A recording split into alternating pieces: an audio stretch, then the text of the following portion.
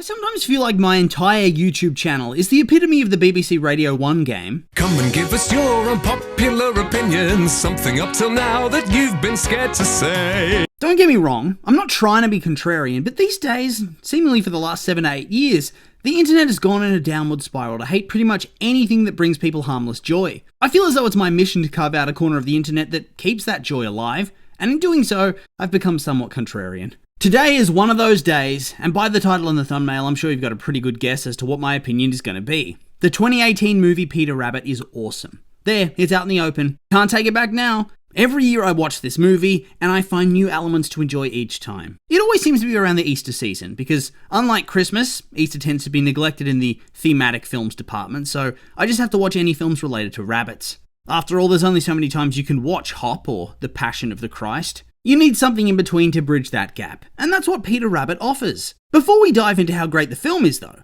I think I need to set the scene so that people understand why I might view this as an unpopular opinion. Back in the glory days of the mid to late 2010s, when there was no pandemic and minimal political unrest, there was an influx of live-action adaptations of traditional animation. People were flocking to see each and every one, before cinema tickets became about as expensive as seeing a Broadway show. The bank of nostalgia was cashing in, and in retrospect, we had little to worry about in our lives. The most we had to concern ourselves with was whether cinema was actually good. The only problem was that because there were so many of these in quick succession, people were getting tired, and there were a few cracks starting to appear in their quality. Nothing to the likes of Peter Pan and Wendy or Pinocchio. 22 was a bad year in that department. Still, people were beginning to be more critical, and I'd be willing to bet that Peter Rabbit really kicked off that disdain and that sentiment. After all, we knew that many could be good. The likes of Paddington had just had an insane high with its beloved sequel in 2017. So when the trailer came out featuring an anthropomorphic rabbit twerking or making it rain with lettuce leaves, it was a far cry from the innocent and sweet characterization we knew from the Beatrix Potter books. Combine that with the internet absolutely hating James Corden for being everywhere, the predecessor to the Chris Pratt effect, it's safe to say that the reception was not stellar. People were clowning on it, memeing it, just overall thought the film was an absolute bastardization and was going to be terrible. I won't lie, I aligned with that general consensus. It was a far cry from my beloved animated series, The World of Peter Rabbit and Friends. We had literally just seen that you could do a live-action version of a beloved classic, aka Paddington, and keep its heart and charm. So why weren't they trying to recapture that? Well, I'm not sure how, but I ended up seeing the film anyway, and to my complete and utter shock, I actually liked it. More than liked it, really. It became a classic in my household, and I assumed that others like me would have come to that consensus. After all, it grossed $351 million off a budget of $50 million, which, whilst it isn't a huge gross to today's standards, it was pretty well for back in the day. Especially against such a small budget. It was even the best performing family film in the UK for 2018, overtaking Coco. It's pretty good numbers. So why is the film rotten in the audience department on Rotten Tomatoes? A 56% audience score?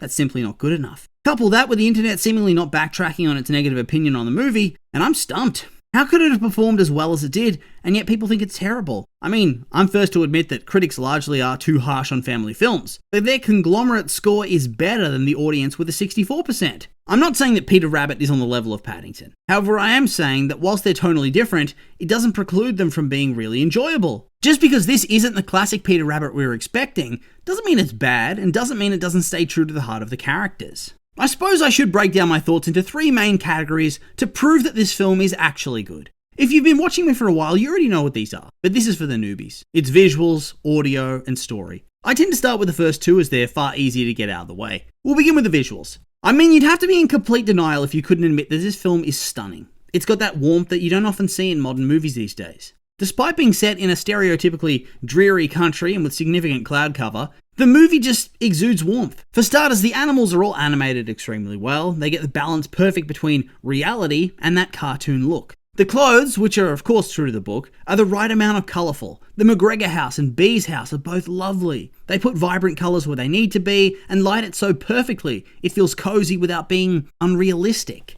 I mean, I have to mention that ever since I discovered that the majority of the film was shot in Sydney and its surrounds, some scenes are quite obviously set in Australia, mainly the trains and the bridge, but other than that you can't really tell. It also doesn't impact the film for me negatively at all. If anything, it's exciting, if only to see something recognisable. Regardless, it's still not overtly obvious and very much feels like it's still set in England. The shots used within the film itself were excellent. The opening scene is a really good example of this. It feels like one continuous shot focusing on Peter, and there's this moment where he runs through the underground warrens whilst his body twists and turns and you follow him. It's just a really strong opening and sets up really well what to expect from the movie. You have to give credit to a solid start and the effort they went to, especially there, it has to be mentioned. I also have to mention the traditional animation that's used within the film, because I swear I haven't seen anyone talk about this. For all the salt and tears about how it's not true to the books, they actually use this art style for the flashback memories or at the end in an epilogue style scene. Bea, the character, who's obviously a fictionalized version Beatrix Potter, does numerous paintings of the rabbits, and they're used and focused on numerous times throughout the film. I think it was the perfect way to pay homage to the original work and to make sure they were important in the adaptation. That was a big plus for the film. It makes the tonal shift and divergence all the more acceptable in a way. I'll get to more of that soon, but for now it's the audio's turn. I have to say, the voice acting was excellent. Obviously, actors are good at what they do, but seriously, you can't tell it's Margot Robbie whatsoever with that lisp. All the rabbits are great, and same with all the other animals. I love the actor for Pigling Bland, he was a highlight. All the live action characters really shone. Now I have to spotlight James Corden purely for the amount of hate he received for this role. I genuinely thought he was good. I know sometimes when actors have a distinctive voice, people largely get sick of it. Personally, I don't have that affliction, and to be honest, it does feel like a bit of a ridiculous critique. As long as the character is believable and the voice suits the character, there's no bother. I understand that with the trailer, I do think they went over the top with the jokes, and that may have rubbed people the wrong way, but I do think that James Corden really gets that lovable, cheeky mischief that Peter Rabbit's so renowned for. I think people sometimes forget that Peter within the stories is consistently getting into trouble and breaking the rules, but people love him anyway because he's cute and means well. James Corden has the voice that can deliver that. Peter can be arrogant but also soft and sensitive. It just works, and I think it needs to be said. As for the music, for the most part, I actually really like it. I enjoyed the original song, I Promise You. It's very sweet and tonally fits well with the feel of the movie. The overall soundtrack is good, although I do think there are some misses. The only two that felt out of place is We No Speak Americano and Remember the Name. It's not even that they're modern songs, it's that tonally, I think they could have used different songs instead. There are other ones I'm sure that are better for heist scenes or pump-up songs. I think what it is that they both have a very American feel. I know the first one's not actually American, but it feels like something you'd see in an American movie, and because this film's set in England, it juxtaposes badly. I get wanting fun, cheeky pump-up music, but just misses the beat for me. Next, I suppose, is the plot. We start off the movie with the good old bait and switch, which I did really like. There's a serene English countryside with some birds singing this very sweet picture book style song,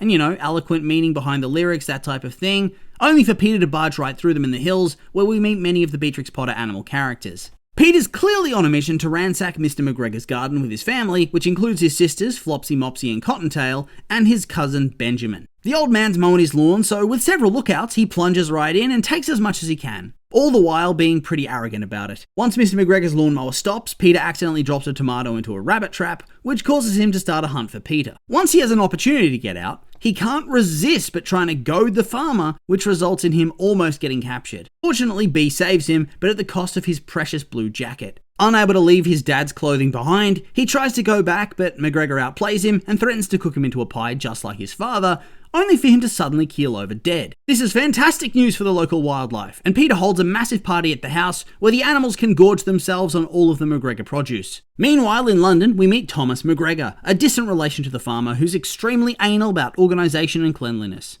He has his heart set on a promotion at Harrods, only to be turned down due to nepotism. He loses his mind and trashes the store, which results in him getting fired. All's not lost though, as he inherits McGregor's farm and decides to visit and subsequently sell it in order to open his own toy store. Once he gets there, however, he sees the absolute destruction the animals have caused and goes all in on keeping them away from his house and garden.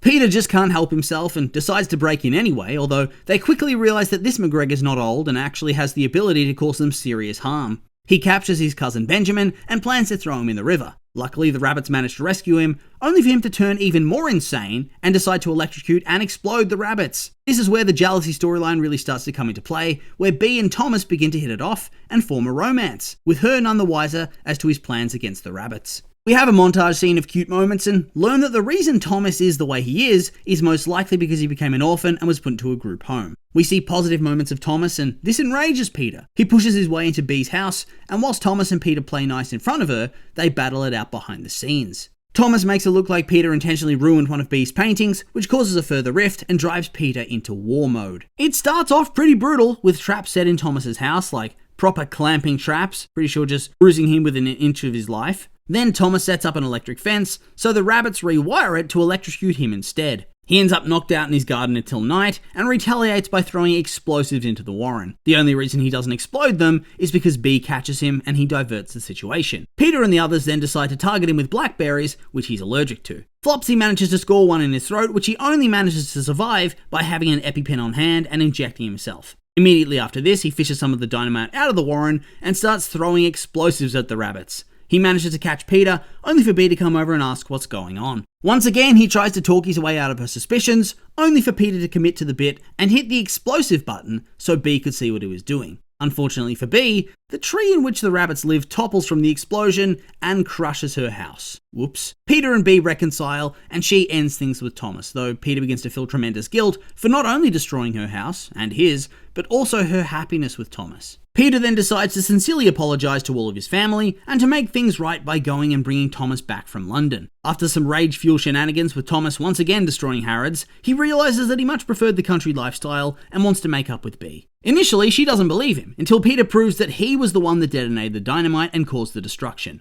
To make up for this, he and the other animals terrorise the new buyers of the McGregor home so that they rescind their offer and Thomas can move back in. We finish the story with Thomas and B together with all of the rabbits at a toy shop that they've just opened. The end. I feel as though every time I watch this movie, I manage to forget a lot happens. The story manages to do an awesome job in making you feel like you get a lot of airtime with the different characters. All of the rabbits feel fleshed out, not just Peter, and the sisters have true differing personalities instead of just being one conglomerate. Thomas was great as a villain because you get the nice and sensitive side, which is paired opposite his complete apathy to the rabbits' lives.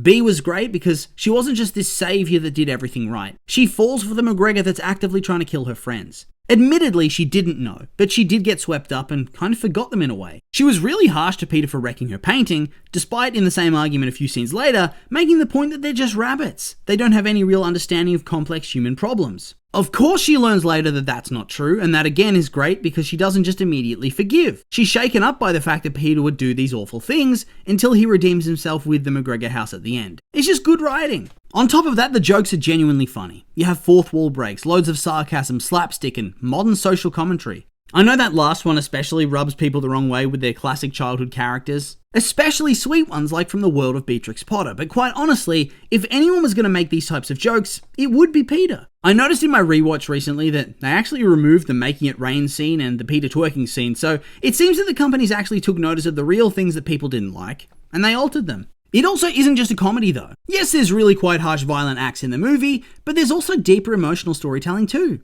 You have Peter who, whilst initially may have been mischievous with his parents, becomes utterly wild after both his parents have passed. Completely unabashed in his arrogance, he pushes the boundaries again and again, putting his family in danger in order to get back at the McGregors for killing his dad. Once yet another McGregor comes in and starts intruding on his mother figure, B, he loses it and becomes even more reckless. Peter gives as good as he gets, and whilst he has Benjamin the conscious on his shoulder, his younger sisters are far too naive to know any better. All of this is showing the large fallout from grief. Even with Thomas, there are obvious scars from his youth that dictate his need for control and everything to have its rightful place, otherwise that thing is lost just like he was when his parents died. He's actually extremely similar to Peter, except one is extremely controlling, the other is extremely risk-prone. In the end though, they both want the same thing, closure and love. Thomas is quite literally dressed similarly to Peter throughout most of the film. Honestly, you'd think from initial marketing that this film would not have any sort of emotional depth. But it really does. The movie toes the line between keeping the sweet origins of Beatrix Potter's world transported into a modern setting, with really funny family film jokes whilst having a balanced emotional plotline. I can't see why this film would be rotten or why it would have a negative reception.